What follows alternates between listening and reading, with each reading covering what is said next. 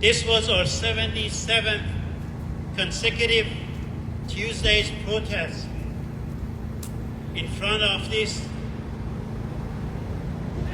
office of what they call the interest of Islamic Republic, not the interest of Iranian people. This office is built here to make sure the interest of the Islamic Republic is safeguarded, which is totally against the interest of Iranian people. We are dealing with a regime that on a daily basis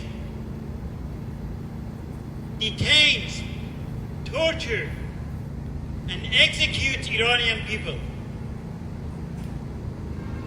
They have nothing to do with Iranian people. Their interest is opposite of the interest of Iranian people. Their policies, their management techniques are based on destroying the Iranian nation. We are dealing with a regime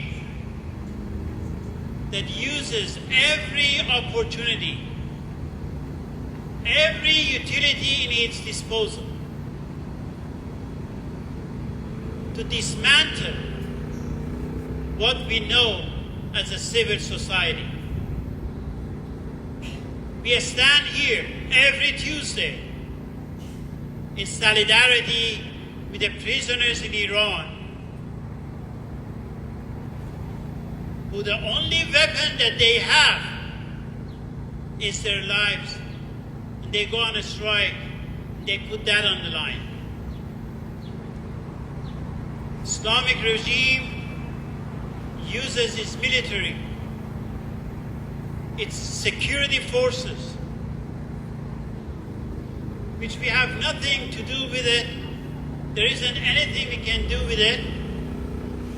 But there is one area that we can really push the regime back. And one is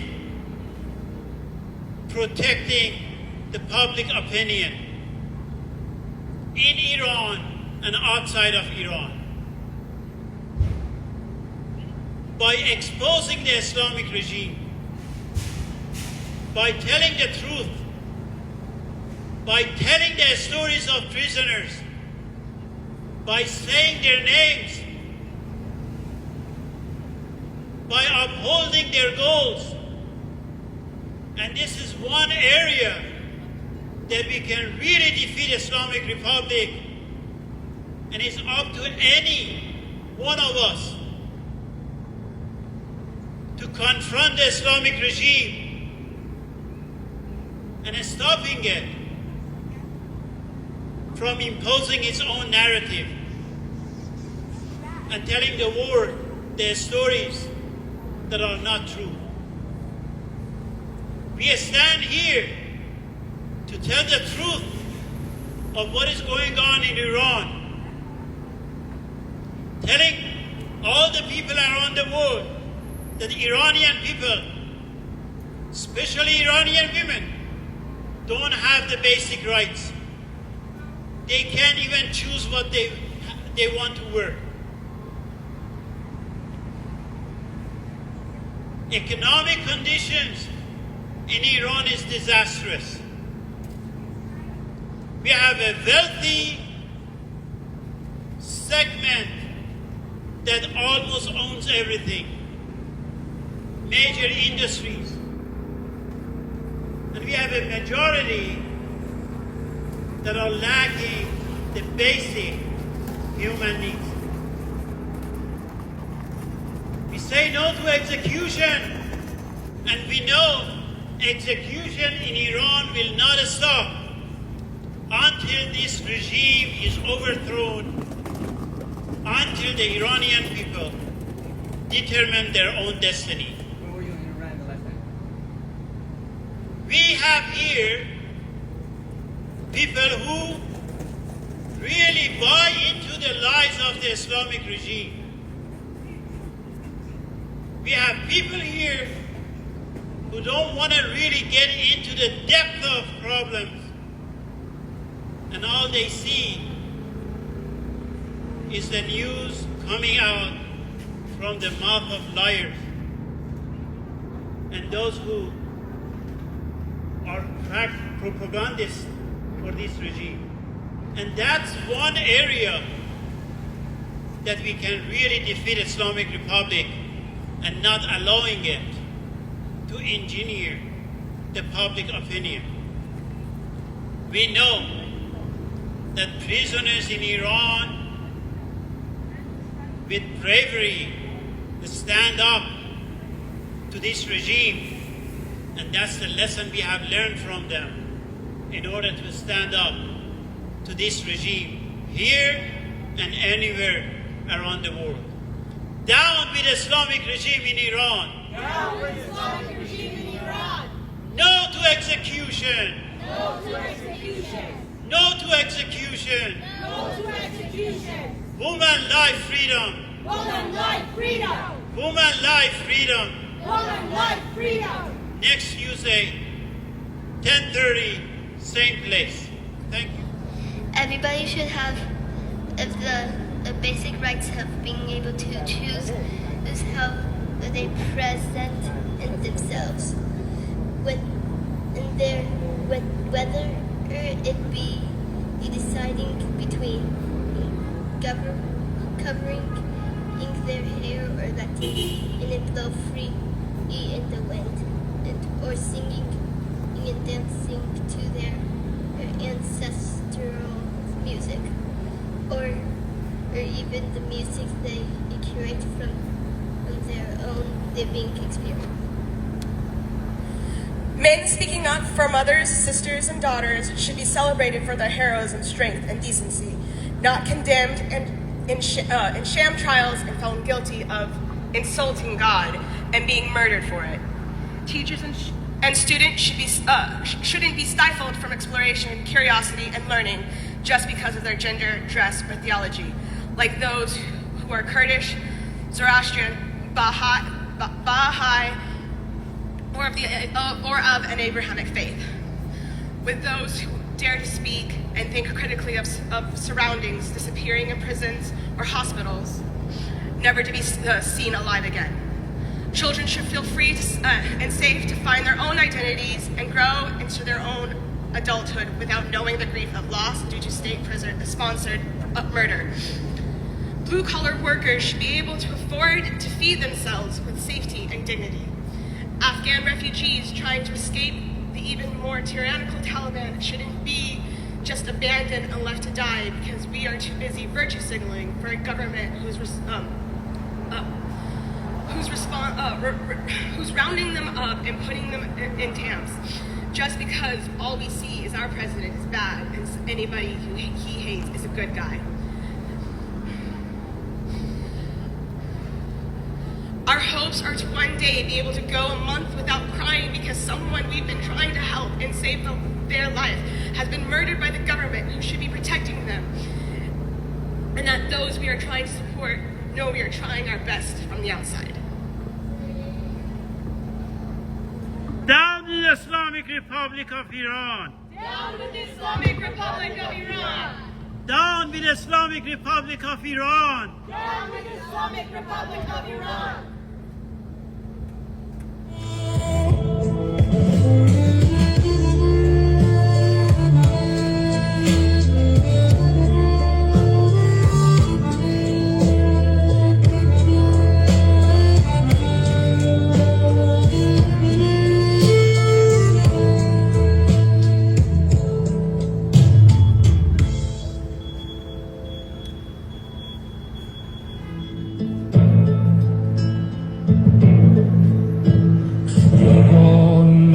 چاقو رد خون روی گلویش بود خیابان صف به صف نامرد و دشمن روبرویش بود تن مادر سپه بود و دل دختر که میترسی، شهیدان از خجالت پشتشان در گور میلرزی. نبیگانه به یک لشکر خودی ما را کتک میزد به چشان خدا، فواره های خون ستش میزد.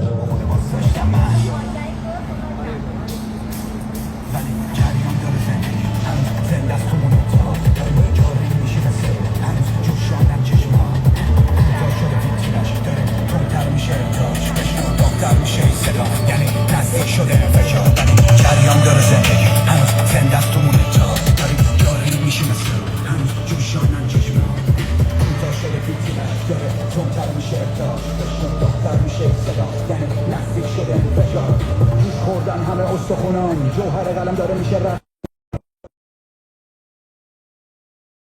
چیزه قلم چه دهن قلم مسئله هست که بستم که آهد جوری جرمی که پرده ها میرم رو بوده بسید که خودونم دیدم با دیده درون سیده چون مسئله بمزخ بیده و جوانه داریم درست یه فرس خالیت میکنیم که مقصد چیه بدتر کشی بدتر و بدتر میشه. تصمیمم دکتر بارون کردم چون دیگه امروز شنبه است، هفتاد و هفتمین تجمع ما در مقابل دفتر حفاظت منافع جمهوری اسلامی در شهر واشنگتن هست. دفتر حفاظت منافع جمهوری اعدامی اسلامی در شهر واشنگتن. این نماد جمهوری ننگین اسلامی،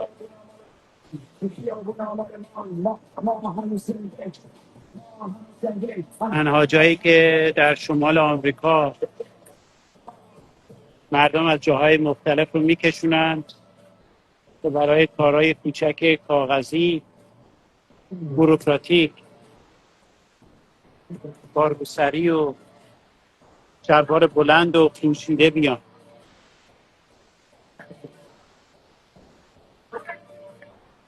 قوانین خودشون رو اینجا پیاده بکنن.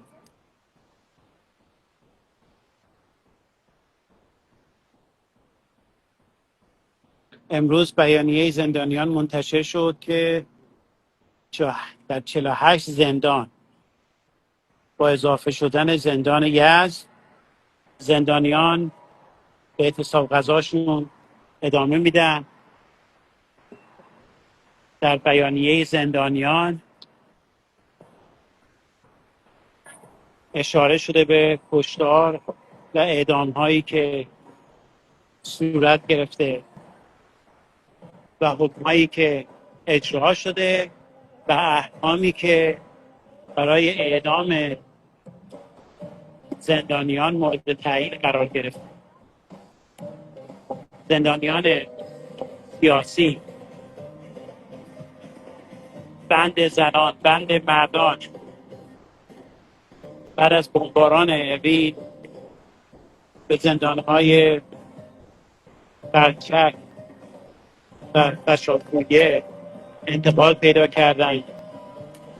با اخباری که از خانواده هاشون از درون زندان میدن، شرایط زندگیشون واقعا سخت و مشکل شد.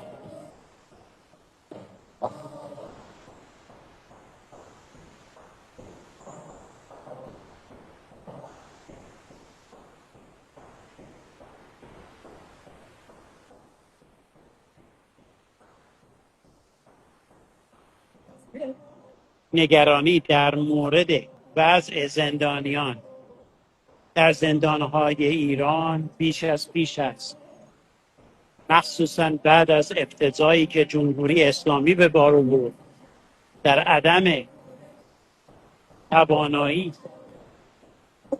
از حفظ جان و سلامت شهروندان ایرانی. بعید نیست انتقام خودش را از زندانیان سیاسی و دیگران که در حبس هستند بگیره، مثل شهریور 67.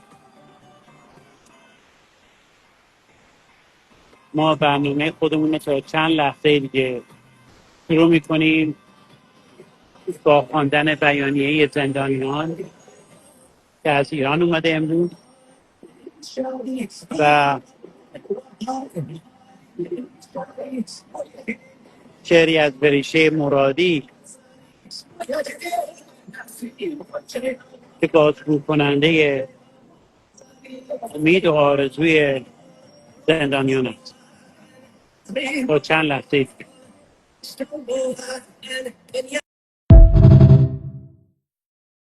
الان اجرا می کنم از طرف وریشه مرادی شب قبل از بمباران زندان اوین. اگر روزی صدایم نیامد نپرس کجا رفتم. بعضی صداها پس از خاموشی تازه شنیده می شوند. من جایی نرفتم، تنها شکل حضورم را به چیزی بی نام بی صدا اما زنده تر سپردم. اگر در لحظه مکس کردی واژه تو را به سکوت کشاند یا اندیشه‌ای ناتمام ماند و چیزی بی دلیل در درونت نجوا کرد، شاید من همانجا باشم، نه به عنوان کسی که بود بلکه چیزی که فهمیده شد. به دنبالم نگرد، من از مسیرها عبور کردم، نه برای رفتن که برای معنا گرفتن آنچه از من باقی میماند. نه خودم است، نه صدایم، بلکه سؤالی است که در ذهن تو باقی میماند و همین کافی است. وریشه مرادی، خرداد 1404. یک شب قبل از اینکه بمباران کنند، اعدام هرگز برای هیچ کس، اعدام هرگز برای هیچ کس، اعدام هرگز برای هیچ کس، اعدام هرگز برای هیچ کس. Down with the Islamic regime in Iran. Down with the Islamic regime in Iran. Down with the Islamic regime of torture. Down with the Islamic regime of torture. No to executions in Iran. No to executions in Iran. Free all political prisoners in Iran. Free all political prisoners in Iran. Woman life freedom. Woman life freedom. Woman life freedom. Woman life freedom. Justice for Iran. Justice for Iran. Human rights for Iran. Human rights for Iran. One solution revolution. One solution revolution. One solution revolution. One solution revolution. Free all political prisoners in Iran. Free all political prisoners in Iran. فرشاد اعتمادی فرد. Free now. مسعود جامعی. Free now. علی رضا مرداسی. Free now. رزگار بیکزاده بابامیری. Free now. پژمان سلطانی. Free now. سوران قاسمی. Free now. کاوه صالحی. Free now. تیفور سلیمی بابامیری. Free now. فرشاد اعتمادی فرد. Free now. مسعود جامعی. Free now. علی رضا مرداسی. Free now. رزگار بیکزاده بابامیری. Free now. پژمان سلطانی. Free now. سوران قاسمی. Free now. کاوه صالحی. Free now. تیفور سلیمی بابامیری. Free now. کارزار سه‌شنبه های نو اعدام با پیوستن زندان یزد در هفته 77 به 48 زندان گسترش یافت. در این هفته از کارزار همچنان صدای اعتراض علیه اعدام و قتل حکومتی در زندانهای ولایت فقیه بلند است. در تازه ترین اخبار برای 3 زندانی سیاسی، فرشاد اعتمادی فرد، مسعود جامعی و علیرضا مرداسی هر کدام 2 بار حکم اعدام توسط شعبه 1 بیدادگاه انقلاب اهواز صادر شده است.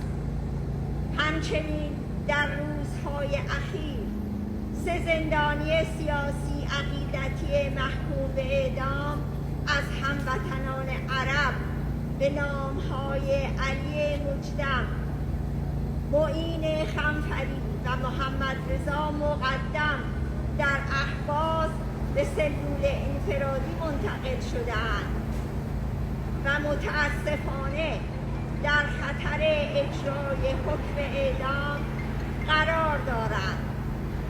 بیخبری کامل از وضعیت این 3 زندانی و نگرانی‌های خانواده‌های آنها افزوده است.